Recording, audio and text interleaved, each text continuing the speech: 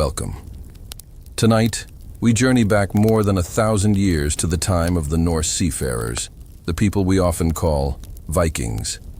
When you hear that name, you might picture raids, battles, or horned helmets, though that last one is more myth than truth. But beyond the legends lies something quieter, more human, the rhythm of their daily lives, the small discomforts they endured, the endless labor that carried them across seas both familiar and unknown. In this journey, we won't rush. We'll linger with them as they push their ships through the waves, pause with the story of Ragnar Lothbrok, a man balanced between legend and history, and stand in the presence of the remarkable Oseberg ship. We'll end our voyage within the flickering firelight of a Jarl's longhouse, where feasting and storytelling forged a community. So, allow yourself to relax as we set sail. Imagine the sound of oars dipping into dark water, the creak of wood beneath your feet, and the cool, salt spray on your skin.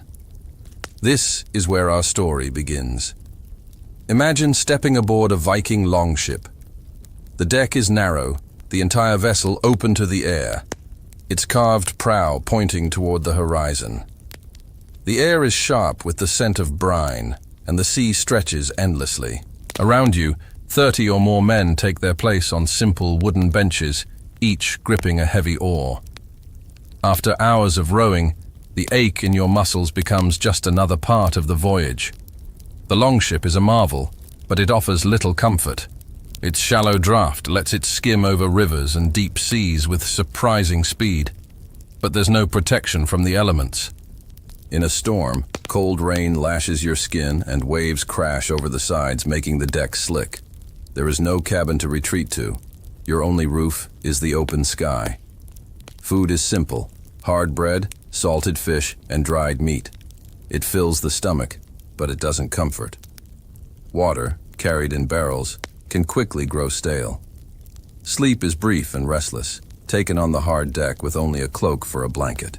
The sea is never still, and the damp night air seeps into everything, leaving your body stiff and weary. Work is relentless. When the wind is right, the great square sail billows out, pulling the ship forward. But when the wind falters, every man must row.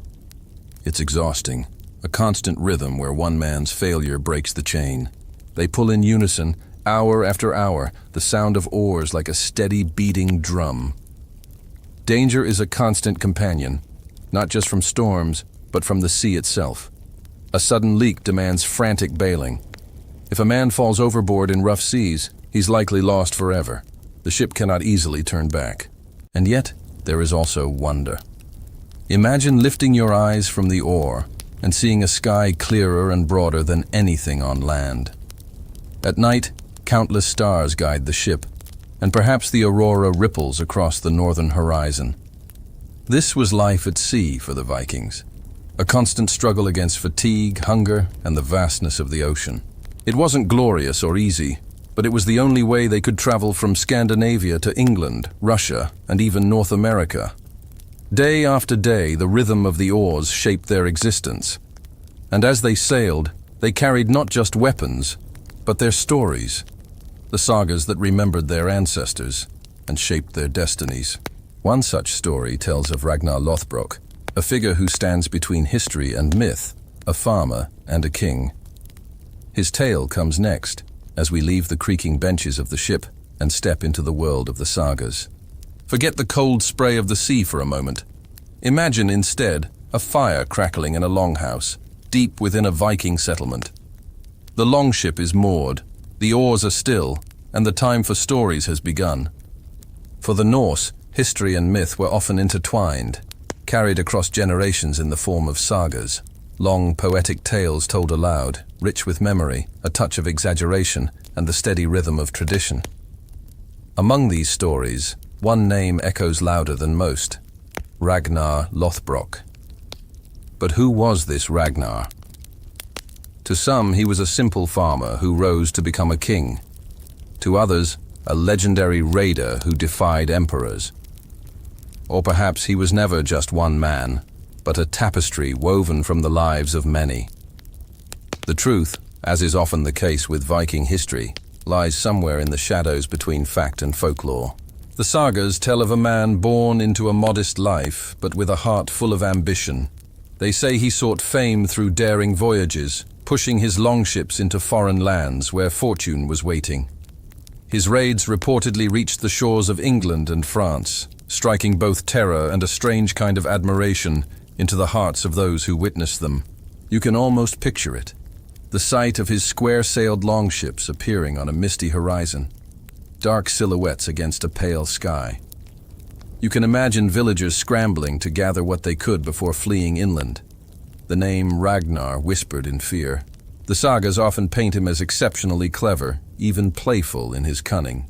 One famous tale credits him with the capture of Paris, a feat that, while historically more complex, captures the essence of the Viking spirit. History tells us that Viking raiders did indeed besiege the great city, demanding a hefty tribute from the Frankish king. Whether Ragnar truly led them, or another warlord claimed the victory is debated. But the story endures because it embodies everything the Vikings admired: audacious courage, sharp intellect, and the boldness to challenge overwhelming odds. However, legends demand balance. Ragnar's life is remembered not just for its triumphs, but also for its dramatic downfall. In one version of the saga, he embarks on a final, reckless raid against England with only a small force. He is captured by King Ella of Northumbria, and meets an end that is both dreadful and poetic. Some accounts describe him being thrown into a pit of vipers. Others suggest a simpler, less theatrical execution. Ultimately, the specific details matter less than the image of a man facing death with utter defiance. His final words are said to have been a promise of what was to come, how the little pigs would grunt if they knew how the old boar suffers. He was speaking, of course, of his sons. And indeed, the sagas tell us his sons sought a terrible vengeance. Bjorn Ironside, Ivar the Boneless, Sigurd Snake in the Eye. Names that sound like they were pulled directly from myth. These men are said to have led the great heathen army against the Anglo-Saxon kingdoms, carving out settlements that would forever change the course of English history. Whether these legendary warriors truly shared the same father, or if their individual stories were stitched together over time to create a more powerful narrative, remains uncertain. What the saga of Ragnar Lothbrok gave the Norse people was something they valued immensely. A figure who personified the restless spirit of the sea, the insatiable hunger for adventure, and the belief that glory, however fleeting, was always worth the struggle. If you imagine yourself listening to this tale by firelight, you realize the exact details are secondary. The cadence of the storyteller's voice, the repetition of key phrases, it all worked like a rhythmic chant. The audience wasn't trying to separate fact from fiction. They were participating in a shared memory, passing down a sense of identity that was far larger than any single person. And so, Ragnar remains, a shadow caught between history and poetry, between raids that happened and raids that were only imagined. He is a figure whose life, whether real or legendary, still whispers to us of the Viking Age's relentless, restless energy. Now, as the echoes of the saga fade, we can turn our gaze from stories told by fire to stories told by the earth itself. Because some of the most remarkable truths about the Vikings don't come from their words, but from the soil, wood, and iron they left behind. One ship in particular, buried for over 1,000 years, offers an unparalleled window into what the Norse valued most and how they viewed the journey between life and death. This is the Oseberg ship, and its incredible story waits for us in the next chapter. The light is soft and golden. Imagine walking across a quiet field in Norway, the kind of place where the air is crisp and the only sound is the whisper of the wind through the grass. The landscape is rolling and green, with hills that seem to hold secrets just beneath their surface. For centuries, the earth here kept one of the most remarkable treasures of the Viking Age, a secret buried deep within the land. It's called the Oseberg ship. Transition to archival photos of the 1904 excavation, showing workers carefully digging around the ship's outline. Discovered in 1904, it lay hidden under a large burial mound, perfectly preserved by layers of blue clay and turf. When archaeologists began to carefully uncover it, they didn't just find a ship. They unearthed a time capsule, a window into Viking beliefs about life, death, and the world beyond. What they revealed was a vessel of extraordinary craftsmanship, a masterpiece of the Viking Age, cut to stunning high-definition footage of the restored Oseberg ship in the museum. The camera glides along its length. Just look at it. The ship itself is long and slender, nearly 70 feet in length. It has this elegant, sweeping prow carved into the shape of curling tendrils, like the coils of a mythical serpent or the spirals of ocean waves. Its timbers are smooth and strong, a testament to the skill of the people who built it, designed to cut cleanly through the water. Close-up shots on the intricate carvings on the ship's prow and hull. Even after more than 1,000 years, the artistry of the carvings is breathtaking. You can see these interwoven animals, twisting patterns and shapes that almost seem to move even when the wood is still. Every inch of it tells a story. This isn't just a boat, it's a work of art, a symbol of power and prestige. But here's the fascinating part. The Oseberg ship was never meant for long voyages across the open sea. When it was discovered, it was clear that it had been used as a burial vessel. It was a tomb. Show artistic reconstructions or animations of the burial scene, with two figures being laid to rest. Inside, the remains of two women were found, laid to rest with extraordinary care. Scholars still debate who they were. Was one of them a powerful queen? Or perhaps a revered priestess, a keeper of sacred traditions?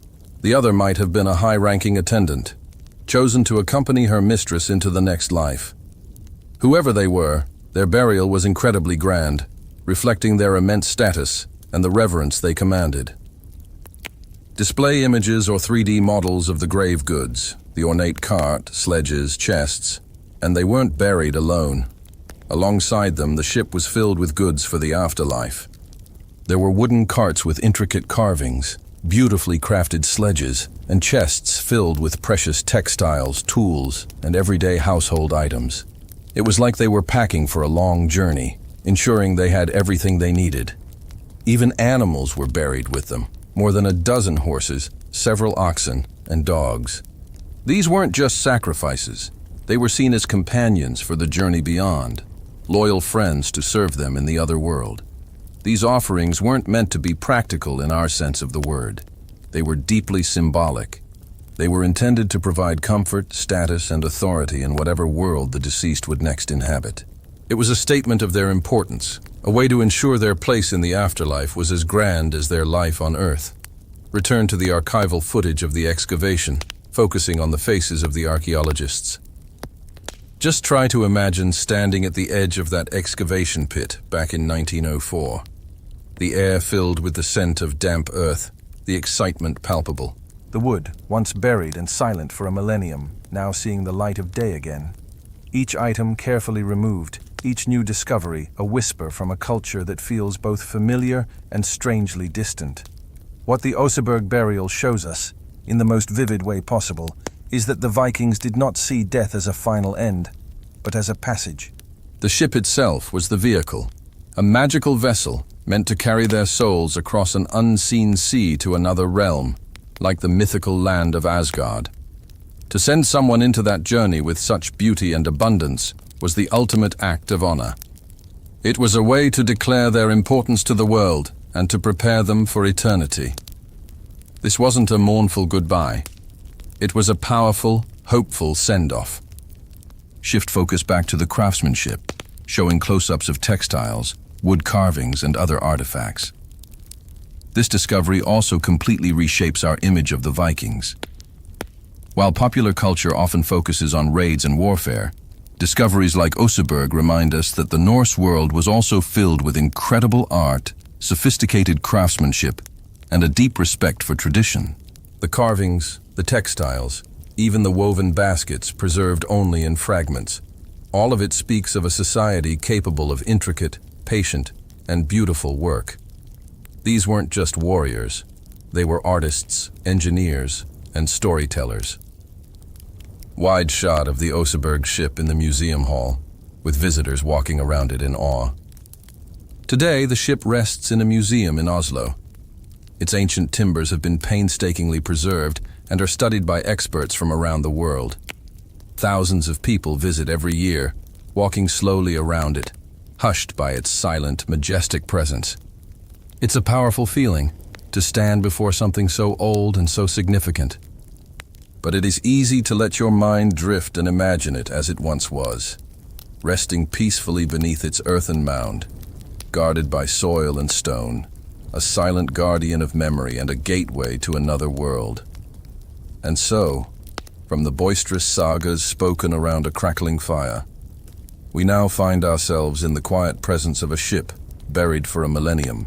The story it tells isn't one of conquest or battle, but of continuity, of how the Vikings, with artistry and faith, prepared to meet the great unknown. But our journey through the Viking world is far from over. From the solemnity of this magnificent burial, we will now leave the silent ship behind. In our next exploration, we'll step back into the world of the living. We're going to enter the warmth and noise of a Viking longhouse, where laughter, feasting, and epic storytelling filled the long winter nights. Imagine the biting cold of a Nordic night. The wind howls across vast open fields, carrying the distant, lonely sound of the sea. It's dark, it's endless.